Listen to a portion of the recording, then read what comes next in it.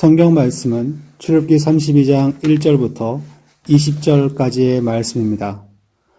백성이 모세가 산에서 내려옴이 더듬을 보고 모여 백성이 아론에게 이르러 말하되 일어나라 우리를 위하여 우리를 인도할 신을 만들라. 이 모세 곧 우리를 애굽 땅에서 인도하여 낸 사람은 어찌 되었는지 알지 못함이니라. 아론이 그들에게 이르되 너희 아내와 자녀의 귀에서 금고리를 빼어 내게로 가져오라. 모든 백성이 그 귀에서 금고리를 빼어 아론에게로 가져가매 아론이 그들의 손에서 금고리를 받아 부어서 조각칼로 새겨 송아지 형상을 만드니 그들이 말하되 이스라엘아 이는 너희를 애굽 땅에서 인도하여 낸 너희의 신이로다 하는지라. 아론이 보고 그 앞에 제단을 쌓고 이에 아론이 공포하여 이르되 내일은 여호와의 절일이니라 하니 이튿날에 그들이 일찍이 일어나 번제를 드리며 화목제를 드리고 백성이 앉아서 먹고 마시며 일어나서 뛰놀더라.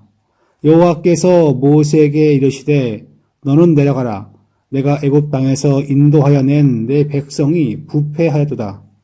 그들이 내가 그들에게 명령한 길을 속히 떠나 자기를 위하여 송아지를 부어 만들고 그것을 예배하며 그것에게 제물을 드리며 말하기를 이스라엘아 이는 너희를 애굽 땅에서 인도하여 낸 너희 신이라 하였도다. 여호와께서 또 모세에게 이르시되 내가 이 백성을 보니 목이 뻣뻣한 백성이로다.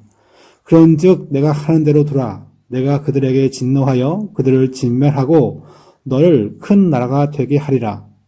모세가 그의 하나님 여호와께 구하여 이르되 여호와여 어찌하여 이 큰 권능과 강한 손으로 애굽 땅에서 인도하여 내신 주의 백성에게 진노하시나이까? 어찌하여 애굽 사람들이 이러기를 여호와가 자기의 백성을 산에서 죽이고 지면에서 진멸하려는 악한 의도로 인도해 내었다고 말하게 하시려 하나이까? 주의 맹렬한 노를 그치시고 뜻을 돌이키사 주의 백성에게 이 화를 내리지 마옵소서. 주의 종 아브라함과 이삭과 이스라엘을 기억하소서. 주께서 그들을 위하여 주를 가리켜 맹세하여 이르시기를 내가 너희의 자손을 하늘의 별처럼 많게 하고 내가 허락한 이 온 땅을 너희의 자손에게 주어 영원한 기업이 되게 하리라 하셨나이다. 여호와께서 뜻을 돌이키사 말씀하신 화를 그 백성에게 내리지 아니하시니라. 모세가 돌이켜 산에서 내려오는데 두 증거판이 그의 손에 있고 그 판의 양쪽 이쪽 저쪽에 글자가 있으니 그 판은 하나님이 만드신 것이요 글자는 하나님이 쓰셔서 판에 새기신 것이더라. 여호수아가 백성들의 요란한 소리를 듣고 모세에게 말하되 진중에서 싸우는 소리가 나나이다. 모세가 이르되 이는 승전가도 아니요 패하여 부르는 소리도 아니라 내가 듣기에는 노래하는 소리로다 하고 진에 가까이 이르러 그 송아지와 그 춤추는 것을 보고 크게 노하여 손에서 그 판들을 산 아래로 던져 깨뜨리니라. 모세가 그들이 만든 송아지를 가져다가 불살라 부수어 가루를 만들어 물에 뿌려 이스라엘 자손에게 마시게 하니라. 아멘. 신드롬 혹은 증후군이란 말이 있습니다. 이 말은 병은 아니지만 여러 가지 병리적 현상이 한꺼번에 나타나는 것을 신드롬이라 그렇게 부르지요. 쉽게 말하면 질병은 아니지만 좋지 못한 현상이 자꾸 한꺼번에 보이는 것입니다. 신앙생활에서도 보면 하나님 보시기에 좋지 않은 현상이 자꾸 여러 번 나타나는 경우가 있습니다. 그럴 때 주의 백성은 어떻게 살아야 할까요? 출애굽기 32장 말씀 보면 시내산에서 하나님께서 모세를 통해서 십계명을 주시고 말씀을 주십니다. 그런데 이 말씀 가운데 한가운데 보면 이제는 이스라엘 백성들이 금송아지를 만들어 범죄하고 있습니다. 모세가 시내산에 올라가서 40일 동안 소식이 없을 때 인간들은 살아나갈 방법을 추구하고 자신만의 방법을 추구하며 살아갑니다. 인간은 누구나 자신만의 길이 있고 방법을 갖고 있습니다. 더군다나 그것이 생존의 문제라면 인간은 생존을 위한 자신만의 방법을 고수하게 됩니다. 인간의 방법을 보면 몇 가지 특징이 나타나 있는데, 첫 번째는 가끔 인간들은 하나님의 방법과 비슷한 것을 쫓기도 합니다. 출애굽기 29장 46절 말씀 보면 하나님께서 성막을 지으라고 말씀하실 때 그 근거를 출애굽에 연결하고 있습니다. 그들은 내가 그들의 하나님 여호와로서 그들 중에 거하려고 그들을 애굽 땅에서 인도하여 낸 줄을 알리라, 그렇게 말합니다. 그런데 출애굽기 32장 4절 말씀 보면 이렇게 나와 있습니다. 아론이 그들의 손에서 금고리를 받아 부어서 조각 칼로 새겨 송아지 형상을 만드니 그들이 말하되 이스라엘아, 이는 너희를 애굽 땅에서 인도하여 낸 너희의 신으로다 하는지라. 인간은 송아지를 만들면서도 스스로 말하기를 애굽 땅에서 구원하여 낸 하나님이라, 그렇게 생각하고 그렇게 말하고 있습니다. 35장 22절 가면 성막을 만들 때 귀히 쓰이는 재료 가운데 금을 사용하고 있습니다. 그런데 32장 2절 말씀 보면 그들이 금송아지를 만들 때 바로 같은 재료인 금고리를 빼어서 그들은 바치게 되죠. 그들은 출애굽과 연결시켜서 출애굽시킨 여호와의 말씀을 따라 산다고 하면서 그들은 송아지를 만들고 또한 같은 재료를 가지고 금송아지를 만듭니다.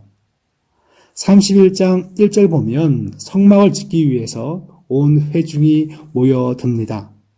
32장 1절 말씀 역시 이들은 금송아지를 만들기 위해서 온 회중이 모여들었습니다. 사람들이 살려고 버티는 방법을 보면 하나님의 방법과 비슷하게 보일 때가 들어 있습니다. 하나님을 경배하는 것 같고 하나님을 예배하는 것 같고 하나님의 은혜를 기억하는 것처럼 비슷하게 인간은 하나님의 방법을 모방하면서 인생을 삽니다. 방법은 비슷하지만, 그 모양은 비슷하지만 정말 비슷하면 비슷한 것만큼 그것이 유익할까요? 한 친한 목사님이 저 일산에서 작지만 건강한 목회를 하고 있습니다. 그분은 지난주에 모든 예배를 다 폐쇄하고 인터넷으로 설교를 쏘고 있습니다. 그렇다면 주일 헌금은 어떻게 하냐 하면 온라인으로 그걸 대체했는데, 감사한 것은 다른 교회의 성도들이 조금씩 후원금을 보내온다, 그런 말을 남겼어요. 그러니까 이왕 자기 교회에 헌금을 계좌 이체할 시간에 이분이 생각나가지고 이분에게도 조금씩 후원금을 보낸다는 것이죠. 근데 아쉬운 것은 자기 교회 교인들은 아직 훈련이 되지 않았기 때문에 계좌 이체를 잘 하지 않는다. 그래서 하나님은 참 공평하신 분이구나, 그것을 이번에 경험했다는 그런 글을 읽어보았습니다. 그렇습니다. 같은 하나님을 섬기는 교회인데 우리는 어떨까, 그런 생각을 하지요. 제가 어릴 때에도 보면 한 선생님이 자기가 섬겨던 시골 교회에 11조를 보내는 걸 보았습니다. 그것은 어차피 다 같은 교회인데 같은 11조를 다른 교회에 보내면 어떨까 하면서 그렇게 행동하는 걸 보았죠. 일단 방법은 비슷해 보입니다. 우리가 인생을 살아보면 방법은 비슷해 보이는 것을 참 많이 겪습니다. 방법이 비슷하면 정말 괜찮을까요?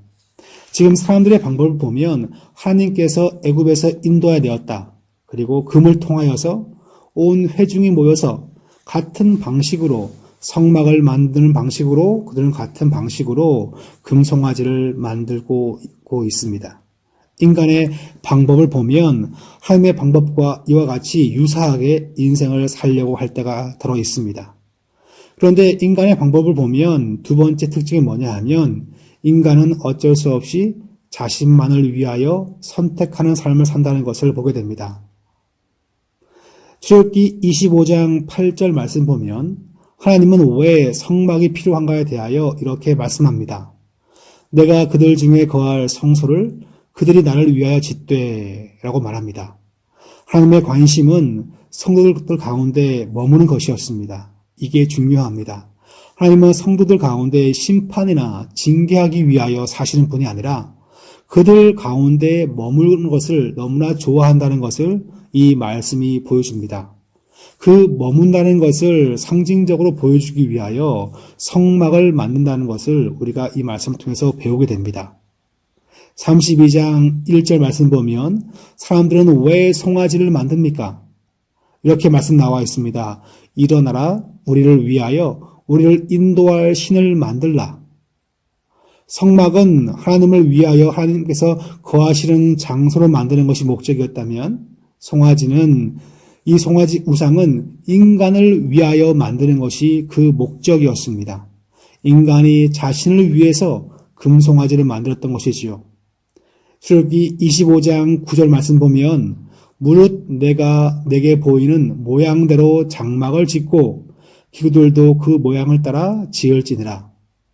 성막을 짓는 방법은 철저하게 하나님의 계획과 생각 속에서 지어야 했습니다. 32장 4절 말씀 보면 아론이 금송아지를 이렇게 만듭니다. 아론이 그들의 손에서 금고리를 받아 부어서 조화칼로 새겨 송아지 형상을 만드니 인간 스스로 자신이 생각한 대로 송아지를 만드는 것이었죠.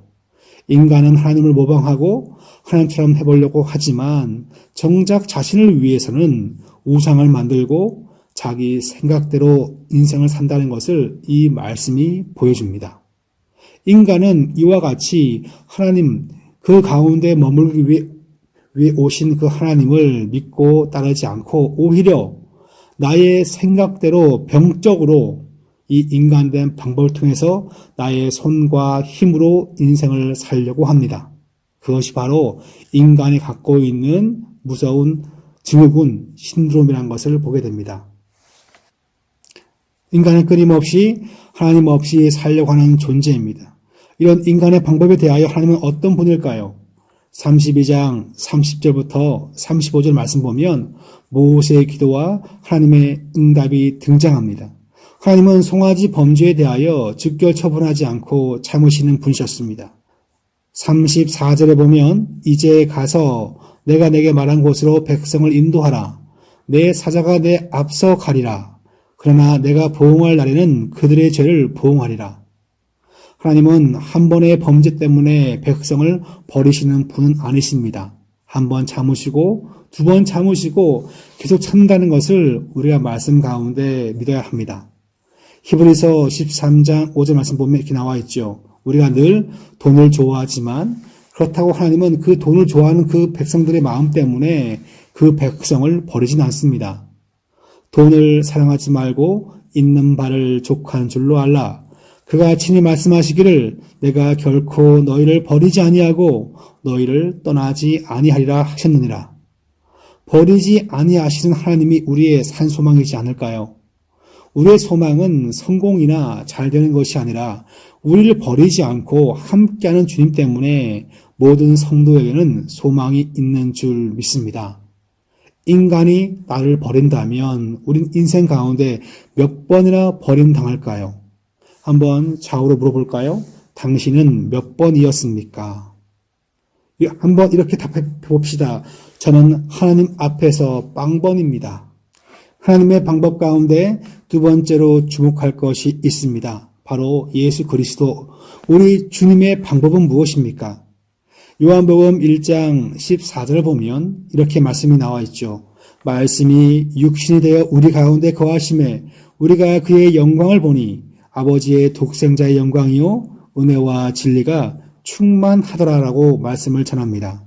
우리 가운데 육신이 되어 거하시는데 이 거한다는 말의 본래 뜻은 텐트를 치다, 장막을 친다는 것입니다.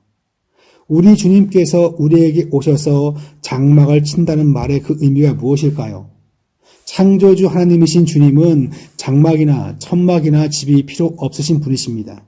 그런데 그분이 우리 가운데 장막을 친다는 것은 우리와 늘 함께 한다는 그 말의 표현인 것이죠. 어디에 가든 무엇을 하든 주의 백성은 주님께서 늘 함께 한다는 것을 말씀이 보여줍니다. 말씀이 육신이 되어 우리 가운데 거하심에 우리 가운데 장막을 치시는 그분께서 그분이 계시기 때문에 우리는 아버지의 영광을, 은혜와 진리를 또한 충만히 받는다는 것을 말씀 안에서 보여주고 있습니다. 우리 가운데 장막을 치시는 분이시기 때문에 예수 믿는 자는 결코 벗어날 수 없는 것이 하나 있습니다. 그것은 무엇일까요? 예수님이 우리 가운데 장막을 치고 함께 하신다는 사실, 즉 하나님께서 우리를 버리지 않는다는 이 말씀이 성도에게 능력이자 소망이 될 줄 믿습니다. 고린도전서 3장 16절에 가면 이런 말씀이 나오죠. 너희는 너희가 하나님의 성전인 것과 하나님의 성령이 너희 안에 계시는 것을 알지 못하느냐. 우리는 늘 주님과 함께하고 주님의 인도하심으로 살아가는 존재들입니다. 우리 가운데 장막을 치시고 머물기를 원하시는 분이 우리가 믿는 예수님이시죠. 구약의 성막이 그런 의미이고 성전이 바로 이와 같은 의미입니다. 주님이 우리 가운데 장막을 치시고 그 가운데 머물기를 원하시고 계십니다. 우리 가운데 오히려 사시고 함께 하시는 분이 바로 하나님이십니다. 그럼에도 불구하고 우리들은 끊임없이 내가 원하는 방식으로 내 힘대로 내 생각대로 송아지를 만들어 섬기는 신드롬을 가지고 있습니다. 끊임없이 사람들은 내 힘과 생각대로 인생을 살려고 합니다. 그것이 바로 금송아지입니다. 우리 가운데 장막을 치고 계심에도 불구하고 우리 끊임없이 내 힘, 지혜, 경험대로 인생을 살려고 합니다. 인간이 이처럼 하염없이 약하고 추하고 의지력이 전혀 없는 인간인 것을 보게 되죠. 선지자 이사야는 이런 인생을 이렇게 말씀 가운데 묘사합니다. 버러지 같은 너 야곱아. 버러지는 애완용도 아니고 관상용도 아니에요. 더러움의 극치를 버러지 벌레라 그렇게 고백하였습니다. 다른 말로 하면 너 구더기 같은 야곱아. 우리 가운데 장막을 치고 계심에도 불구하고 혹시 내가 다른 것을 쫓고 있다면, 내가 재물과 안녕과 평안과 복지를 쫓고 있다면 이 표현보다 더 좋은 표현은 없을 것입니다. 선지자 이사야는 다시 말합니다. 이스라엘 사람들아 두려워하지 말라. 나 여호와가 말하노니 내가 너를 도울 것이라. 내 구속자는 이스라엘의 거룩하신 이시니라. 그렇습니다. 우리의 인생은 주님의 은혜가 아니면 넘어지게 되고 곁길로 빠지게 되어 있습니다. 우리는 주님께서 함께한다는 약속에도 불구하고 자꾸만 나의 생각, 나의 방법대로 인생을 살려고 합니다. 그러면 그런 인생은 두려워하고 떨 수밖에 없습니다.